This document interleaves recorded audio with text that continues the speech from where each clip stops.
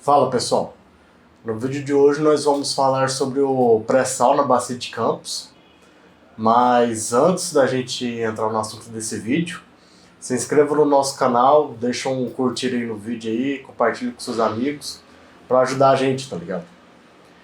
Então, entrando nesse assunto, cara, de pré-sal, a gente pode falar grosso modo que é tudo aquilo que foi depositado na bacia antes de se depositar o sal, né, durante a fase evaporítica da bacia.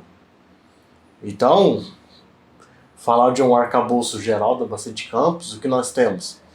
Nós temos o grupo Lagoa Feia, que ocorre dentro da fase rift e da fase pós-rift, a fase seg, e o sal que é depositado no topo do grupo Lagoa Feia. Nós temos o grupo Macaé, que ocorre imediatamente acima do grupo Lagoa Feia, onde são depositados os carbonatos, e o grupo Campos. O grupo Campos já são os arenitos de ambiente marinho, né? Depositado ao longo do Cretáceo e ao longo de todo o Cenozoico. Bom, pensando inicialmente assim, o que a gente pode chegar assim nos estudos mais antigos?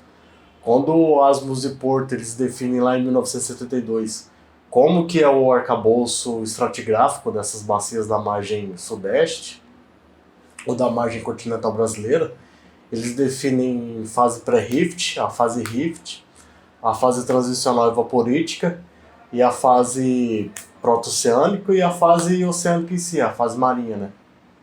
Então, na Bacia de Campos, nós não temos essa fase pré-rift, né? Porque antigamente se imaginava uma bacia, uma ampla depressão que existia no Gondwana, e eles chamavam essa depressão de depressão afro-brasileira, né? Que ocorre no final do Jurássico, ali o andar Dom João, que a gente chama, o andar local, né? E nessas bacias na margem sudeste não ocorre essa deposição dessa sequência, o que a gente já pode enxergar mais na região nordeste do Brasil, como por exemplo os arenitos fluviólicos da formação Sergi na bacia do Recôncavo.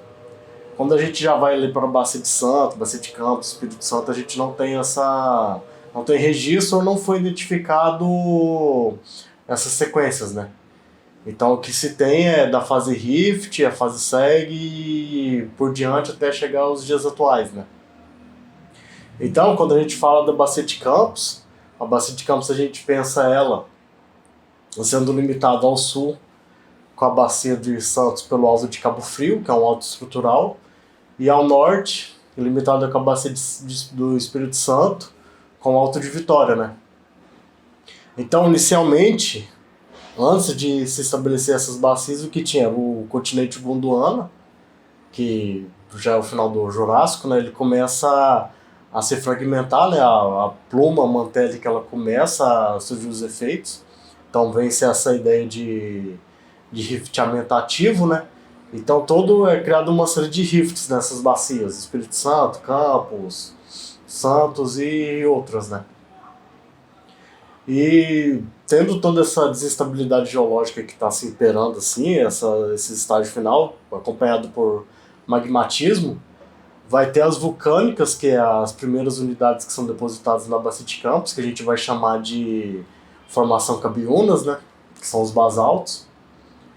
E pegando já a nomenclatura de Winter Colaboradores em 2007, a gente vai chamar essa formação de cabiúnas de sequência K20 e K34.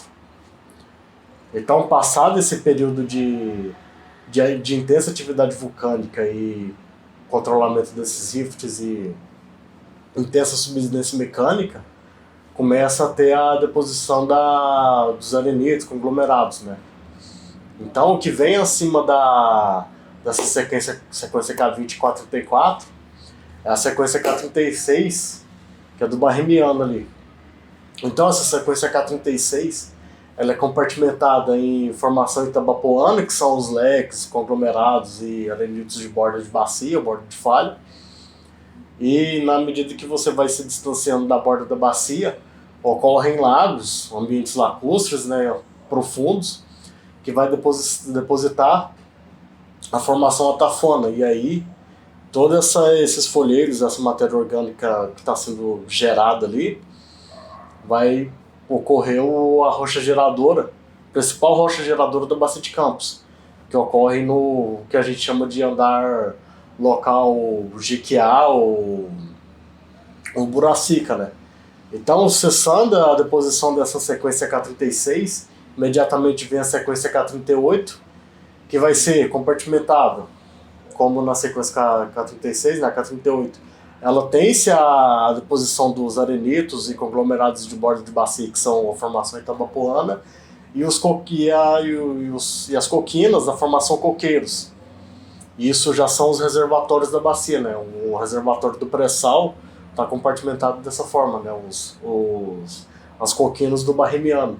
Então essa é a fase rift, né? Onde tem essa atividade tectônica, falhamentos, formação de grabes e rochas, e tem essa subsidência mecânica, né? Então a gente tem uma intensa deposição desses materiais que estão sendo erodidos do embasamento na Bacia de Campos. São as rochas metamórficas geradas no cinturão ribeiro ali, né? Então, cessando-se essa fase rift, e na medida que essas porções vão se afastando do centro de espalhamento da pluma ali, vai ter-se uma fase de quiescência tectônica, que a gente chama. E aí essa bacia que antes era rift, ela vai se comportar como uma bacia seg, né? Gerada assim, por grandes depressões, assim, não tem muita atividade tectônica.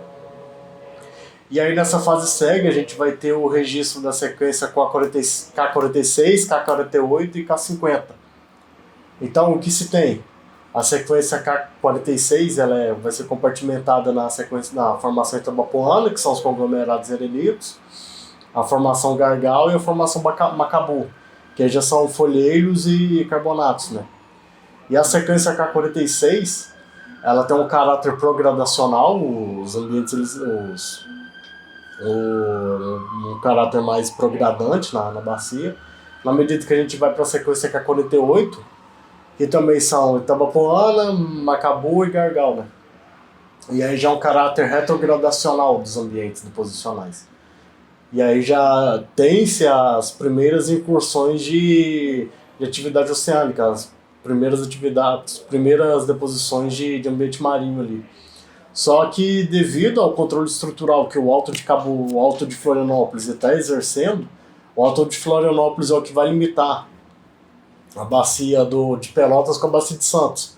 Isso já mais na região de Florianópolis e Rio Grande do Sul, é o que vai separar a bacia de Santos e Pelotas é o Alto de Florianópolis. E nessa época, ali no Apitiano,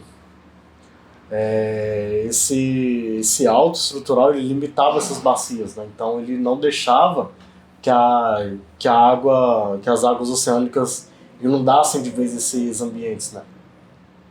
Então ele funcionando como limitador, essas águas que conseguiam invadir essas bacias, elas vão ficar restritas, e aí devido a essa restrição, e não tem mais alimentação de água oceânica entrando ali, vai começar a depositar a sequência evaporítica da Bacia de Campos, né, que a gente vai chamar de formação retiro, ou como a gente vê no trabalho de Winter Colaboradores de 2007, a sequência K50. Então, em resumo, o que a gente tem para essa fase rift ali, as vulcânicas, os folheiros e as coquinas do Barremiano. E aí essa é a fase rift que nós temos.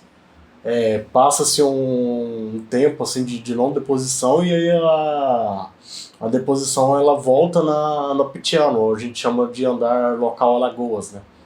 E aí já é a fase pós-rift ou a fase seg, onde ali vai ter as primeiras incursões de água marinha.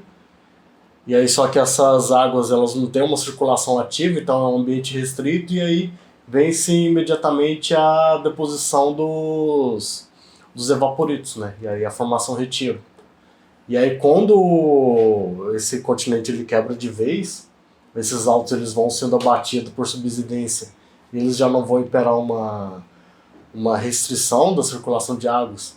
E aí vence a deposição dos carbonatos, né, da fase proto-oceânica ali de Asmus e Porto de 1972. E aí já é a fase pós-sal. E esse vídeo vai se encerrando por aqui. E a gente agradece a atenção de todos vocês e até a próxima, gente. Falou!